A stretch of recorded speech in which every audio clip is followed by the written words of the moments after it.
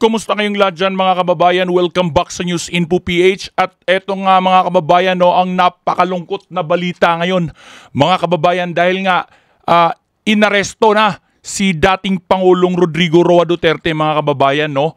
Pagkalapag pa lang ng kanyang sinasakyang eroplano mula sa Hong Kong mga kababayan, ay sinalubong na siya ng ating mga otoridad. At yun nga mga kababayan, no, piniga at ginipit na ng tuluyan ang mga Duterte ng Marcos administration mga kababayan. Napakawalang hiya talaga itong ginawa ng Marcos administration ng mga kababayan, kung saan walang utang na loob itong presidente natin ngayon mga kababayan, no?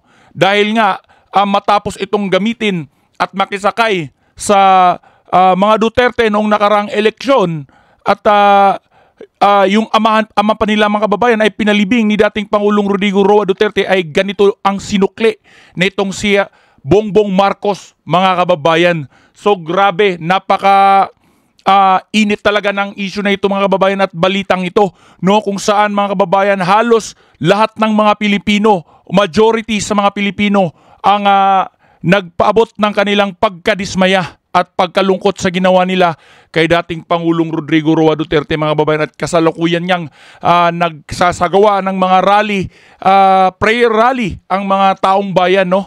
At sa social media pa lang mga kababayan ay ito yung usap-usapan mga kababayan. At yun nga mga kababayan, no, bago natin ipagpatuloy ang ating reaction video ay sabay-sabay muna nating panoorin ang pahayag ni dating President Rodrigo Roa Duterte sa ginawa sa kanya mga kababayan. Lord, we go to the Supreme Court. Pag hindi, ako, go to the Supreme dumaan ako sa okay na sa akin. Well, nothing to lose na ako. Nothing to lose. Absolutely nothing. Hindi ba rin ako kulong ng habang buhay? Wala ako.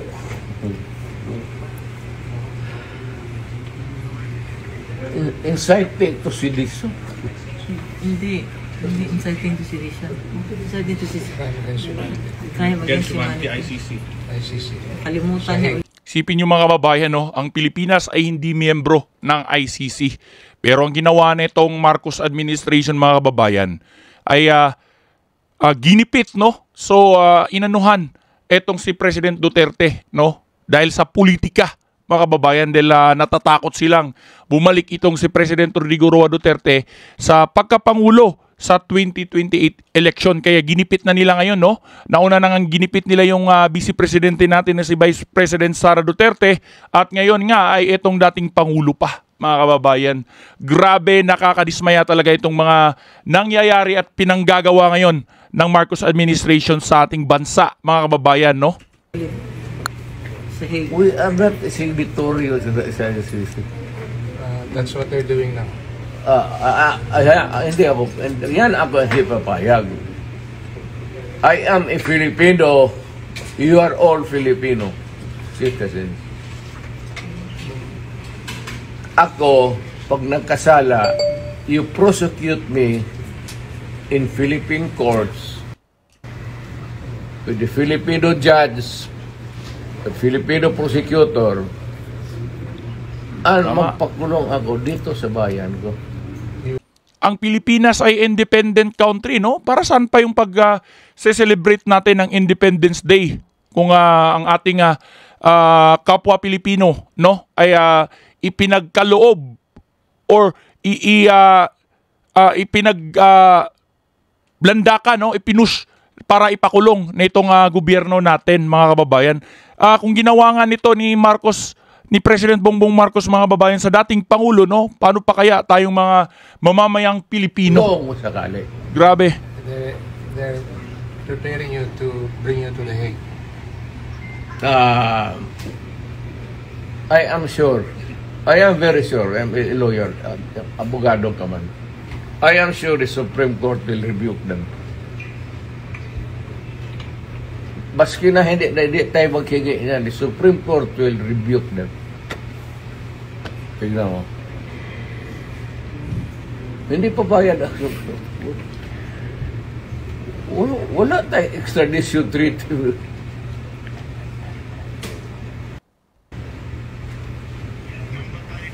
At saka nag-withdraw na tayo. Bakit mo ako dadalhin doon sa international body na hindi na tayo bibro? That's a big question. Kaya nga, ano ito sila sa Supreme Court, tignan mo. Whether rightly or wrongly ang decision na mag-withdraw tayo sa ICC, the fact that we are already not a member. So, dapat intindihin ng mga abogado yan, pati sila, they should, ay ko naman, Director, ask them seriously again. Kasi, malapit ka na mag-retire. So, just ask them, sigurado ba kayo dito? Kasi hindi na tayo membro ng ICC. Yun, no? Hindi na miyembro ang Pilipinas sa ICC, mga kababayan. So, illegal itong pag-aresto kay President Rodrigo Roa Duterte kasi nga wala nang jurisdiction ang ICC dito sa ating bansa. At ito nga, mga kababayan, no, nagbanta nga ang China, no, mga kababayan, dito sa ICC. At delikado ito, mga kababayan, no, napaka laking gulo ito kung magka-anuhan man, mga kababayan, dahil nga eto, no, mga kababayan, sabay-sabay nating basahin itong mensahe ng China, no? So China warns the International Criminal Court against its politicization, mga kababayan, no?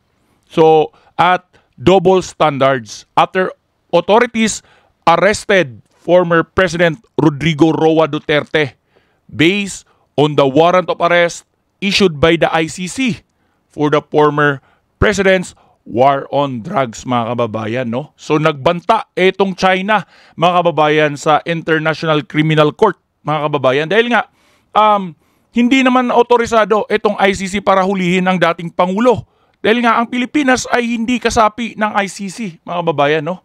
So ito pa, no, China noted the relevant information and is closely monitoring the development of the situation, no? Yan ang sabi ng foreign ministries ng China, mga kababayan. So nagbanta sila dito, no, at dinipensahan at ipinagtanggol si dating Pangulong Rodrigo Roa Duterte, mga kababayan. So napakalaking gulo ito, mga kababayan, no. At ang taong bayan ay atat na, no, mga kababayan, na ipagtanggol si dating Pangulong Rodrigo Roa Duterte. So grabe, mga kababayan, wag naman sanang magkaroon ng malaking gulo. Pero sana, mga kababayan, ay ayusin ito ni dating Pangulo, ni President Bongbong Marcos. Hindi natin alam kung ano ang tumatakbo sa utak nitong Pangulo natin, mga kababayan. Basta ang alam ko ay mula nung nagkamulat ako ay etong administrasyon na to ang napaka walang kwenta, walang nagawa, at puro paninira, mga kababayan, no? Kung wala ngang utang na loob etong si President Bongbong Marcos sa mga Duterte, kung saan tanging Pangulo na nagpalibing sa kanyang ama at yon nanalo dahil sumausaw kay BP Sara Duterte, ay eto, mga kababayan, eto ang kanilang ginawa, no? Kung wala nga silang utang na loob sa mga Duterte, paano pa kaya sa ilang ordinaryong mga Pilipino, mga kababayan? So ayun, mga kababayan, anong masasabi niyo dito sa ginawa nitong ICC at ng ating gobyerno, no, ng Marcos administration sa mga Duterte, mga kababayan? Abangan natin ang mga susunod na mga pangyayari, mga kababayan, no, dahil paniguradong magkakaroon pa ng maraming pasabog kasunod nitong pag-aresto kay President Rodrigo Roa Duterte. So ayun, mga kababayan, maraming salamat sa pagsuporta. I-comment mo ang iyong reaction sa comment section below.